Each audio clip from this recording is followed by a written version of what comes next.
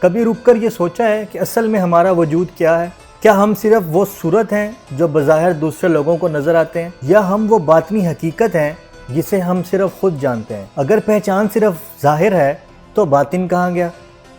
اور اگر باطن ہی سب کچھ ہے تو پھر جو سارا ظاہر ہے کیا وہ محض ایک فریب ہے یا نقاب ہے؟ یہ سوال صدیوں سے فلسفے کا ایک سب سے بڑا اہم سوال رہا ہے، جو اب تک چلا آ رہا ہے کہ اصل میں انسان ہے کیا؟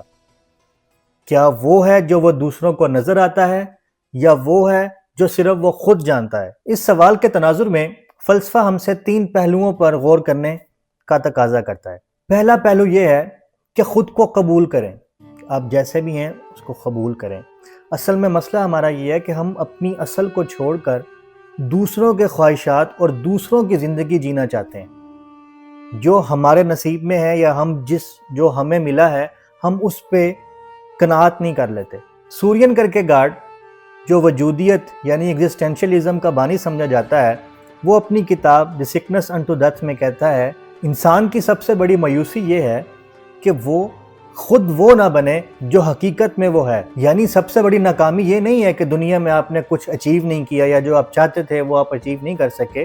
اصل جو ناکامی ہے وہ یہ ہے کہ آپ اپنی حقیقت سے غافل رہیں۔ اسی خیال کو ژان پال سارتر نے اپنی کتاب بینگ اینڈ نتھنگنیس میں یہ بیان کیا ہے کہ انسان ہمیشہ بیڈ فیتھ میں رہنا پسند کرتا ہے، یعنی وہ اصل کو چھوڑ کر نقل میں جینا پسند کرتا ہے، یعنی وہ اپنے آپ سے جھوٹ بولتا ہے اور دوسروں کے مطابق اپنی زندگی گزارنے کو ترجیح دیتا ہے۔ اگر ہم اسلامک فلسفی میں دیکھیں تو مولانا جلال الدین رومی نے بھی ایک اپنا فلسفہ بیان کیا ہے جس میں وہ یہ کہتے ہیں appear as you are, be as you appear, یعنی جیسے ہو ویسے دکھو اور جیسے دکھتے ہو ویسے بن جاؤ۔ یہی ریئل اور اپیرنٹ کا فلسفہ ہے، اور اکثر ہم جو بظاہر نظر آتے ہیں حقیقت میں ویسے نہیں ہوتے۔ اس کی مثال آپ سوشل میڈیا کی دیکھ لیجئے۔ ہر انسان اپنی کامیابی کی، اپنی خوشی کی، اپنے ایسے خوشگوار لمحات کی وہ تصویریں اپلوڈ کرتا ہے، وہ پوسٹ کرتا ہے جس سے یہ لگتا ہے کہ وہ انسان اپنی زندگی میں بالکل خوش ہے، لیکن یہ فقط ایک ظاہری تصویر ہے۔ اگر اکثریت سے اس کا سوال پوچھا جائے تو اس کا جواب ہمیشہ منفی میں آئے گا، یعنی حقیقت میں وہ اس طرح خوش نہیں ہے جس طرح آپ کو صرف سوشل میڈیا پہ نظر آتے ہیں۔ اس لیے اصل انسان وہی ہے جو اپنی حقیقت سے غافل نہ رہے، اپنے آپ کو پہچانے اور جو کچھ اس کے پاس ہے اس کو قبول کرے، چاہے وہ کم ہے یا اس کے پاس زیادہ ہے۔ دوستو، خود کو قبول کرنے کے بعد دوسرا پہلو ہے اپنے آپ سے سچ بولنا۔ یہ بظاہراً بڑا مشکل پہلو ہے۔ فریڈرک نیچے اپنی کتاب تھس سپوک زراتھوسٹرا میں یہ کہتا ہے کہ انسان کی سب سے بڑی جنگ یہ ہے جو وہ اپنے اندر اپنے آپ سے لڑتا ہے، یعنی وہ جنگ جو اپنے آپ سے لڑتا ہے اور اپنی جو حقیقت ہے اس کو قبول نہیں کرتا اور اپنے آپ کے ساتھ سچ نہیں بولتا۔ سقراط بھی یہی بات کہتے ہیں کہ unexamined life is not worth living, کہ وہ زندگی جس میں سوچ بچار نہ کی جائے، جس کو پرکھا نہ جائے، وہ جینے کے قابل ہی نہیں ہے۔ سقراط کے نزدیک اصل حکمت یہ ہے کہ انسان اپنے آپ سے سوال کرے، اپنا خود سے تجزیہ کرے، اپنے آپ سے سچ بولے اور اپنی جو حقیقت ہے اس کو تسلیم کرے۔ مثال اس کی آپ یہ رکھ لیجئے کہ کوئی انسان ہے جو بظاہراً کہیں جاب کر رہا ہے یا بظاہراً وہ ایسا کام کر رہا ہے جس میں وہ یہ کہے گا ہاں میں ٹھیک ہوں، میں خوش ہوں، میرا اس کام میں بڑا دل لگا ہوا ہے، لیکن اندر ہی اندر جو ہے وہ اپنے آپ سے جھوٹ بول رہا ہے۔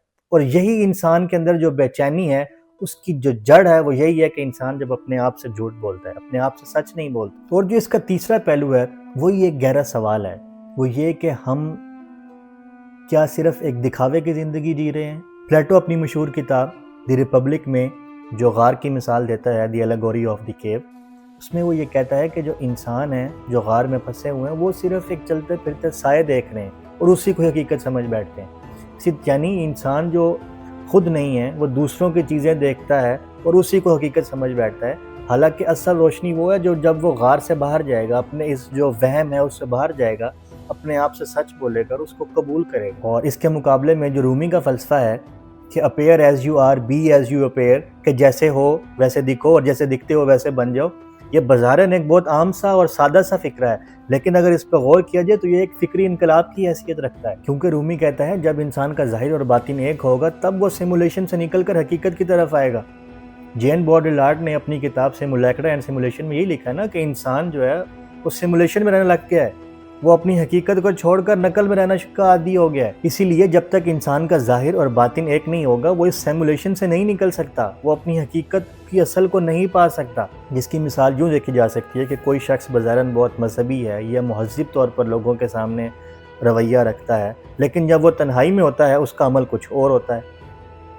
تو یہ جو اصل ریئل اور اپیرنٹ کا فلسفہ ہے نا، یہ اس کا فرق ہے کہ انسان جیسا دکھتا ہے وہ ویسا ہی نظر آئے، اس کا ظاہر اور باطن ایک ہو، اس کا اندر اور باہر ایک ہو۔ تو دوستو ان تینوں پہلوؤں پر غور کریں تو ہمیں ایک ایسا نقطہ نظر ملتا ہے جس سے ہم اپنی پوری زندگی کو جو ہے بدل کے رکھ سکتے ہیں۔ کیوں؟